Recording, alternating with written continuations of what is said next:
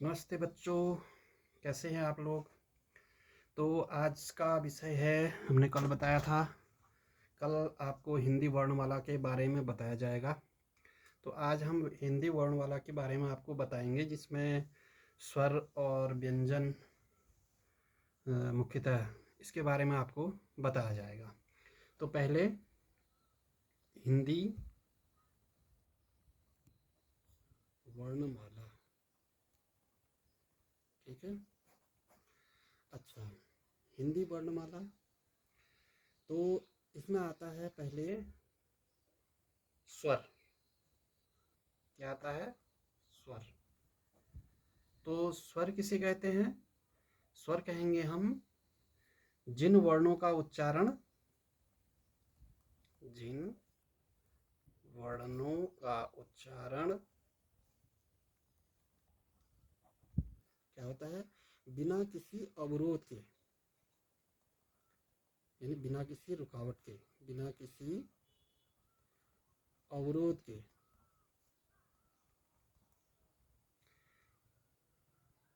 अवरोध या बिना किसी दूसरे वर्ण की, बिना किसी दूसरे वर्ण की सहायता से होता है। मतलब ना तो उच्चारण में अवरोध हो, ना किसी दूसरे वर्ण को उसमें लिया जाए, तो इसे कहा जाता है स्वर। तो इसे क्या कहा जाता है? स्वर। तो स्वर होते कितने हैं? आपने औवा पढ़ रखे होंगे ना छोटे में, छोटी कक्षाओं में, कक्षा 1 में, 2 में। तो पहले तक के बच्चे होते थे वो औवा कक्षा 1 से पढ़ते थे। अब तो नर्सरी, एलकेजी, यूकेजी इस तरह का हो गया है, तो बच्चे एलकेजी, यूकेजी या नर्सरी में भी पढ़ लेते हैं। तो अ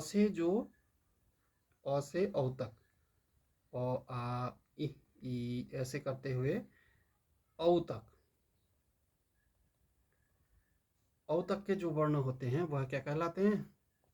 स्वर कहलाते हैं। क्या कहलाते हैं? स्वर। ठीक है, ये आया समझ में आपकी? स्वर किसे कहेंगे? जिन वर्णों का उच्चारण बिना किसी अवरोध के या फिर बिना किसी दूसरे वर्ण की सहायता से होता है, तो उसे स्वर कहते हैं। अब स्वर होते कितने हैं? स्वर होते हैं अ से औ तक। टोटल कितने होते हैं ये? 11 स्वर होते हैं। ठीक हो गया? स्वर आ गया समझ में सबके? तो अगर प्रश्न पूछा जाता है स्वर किसे कहते हैं, तो उसका डेफिनेशन, उसका परिभाषा क्या हो गया? जिन वर्णों का उच्चारण बिना किसी अवरोध या बिना किसी दूसरे वर्ण की सहायता से होता है उसे स्वर कहते हैं। स्वर कितने होते हैं? 11 होते हैं। और स्वर कौन कौन से होते हैं? अ से लेकर औ तक। ठीक हो गया? अब दूसरा इसी का पार्ट होता है व्यंजन। व्यंजन किसे कहते हैं? अब तुमने बचपन में पढ़ रखा होगा, पहले औवा पढ़े होंगे, उसके बाद क ख भी पढ़े होंगे। तो वही व्यंजन होते हैं। अब कितने क्या होते हैं, कैसे होते हैं, उसके बारे में हम आपको बताएंगे। तो व्यंजन किसे कहते हैं? जिन स्वरों के उच्चारण में कम समय लगता है,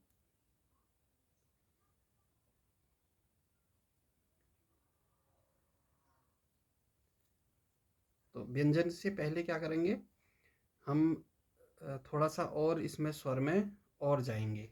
इसमें है जिन स्वरों के उच्चारण में कम समय लगता है, क्योंकि स्वर को फिर से 2 भागों में बांटा जाता है।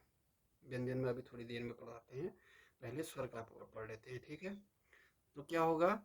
जिन स्वरों के उच्चारण में ह्रस्व स्वर, ह्रस्व स्वर, इसका परिभाषा क्या होगा?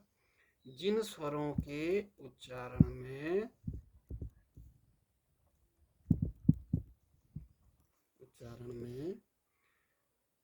कम समय लगता है। उच्चारण में बोलने में, जिन स्वरों को बोलने में कम समय लगता है, कम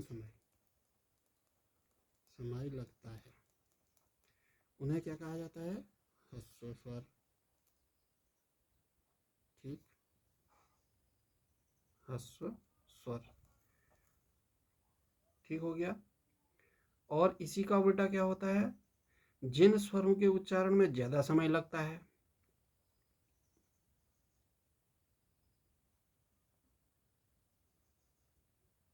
ठीक, तो जिन स्वरों के में कम लगता है उन्हें ह्रस्व स्वर कहते हैं, और जिनमें उच्चारण में ज़्यादा समय लगता है उनको दीर्घ स्वर कहा जाता है। इसी का उल्टा हो गया। ठीक है, तो ह्रस्व स्वर क्या होते हैं? और ह्रस्व स्वर को क्या कहा जाता है? लघु स्वर भी कहा जाता है। लघु स्वर। लघु स्वर मतलब छोटा। लघु मीन्स छोटा, तो लघु स्वर ही कहा जाता है इसे, ह्रस्व स्वर को। और ह्रस्व स्वर, इनका उदाहरण क्या होगा ह्रस्व स्वर का? अ, ई, उ, छोटा उ, छोटी री, ये हो गया ह्रस्व स्वर। और दीर्घ स्वर का उदाहरण क्या होगा जिसमें समय लगता है? जैसे आ, ई, बड़ी, आई, ओ, ए, औ, ये हो गए दीर्घ स्वर। इनमें थोड़ा लंबा समय लगता है। ठीक हो गया। अच्छा, तो ये तो हो गए आपके स्वर।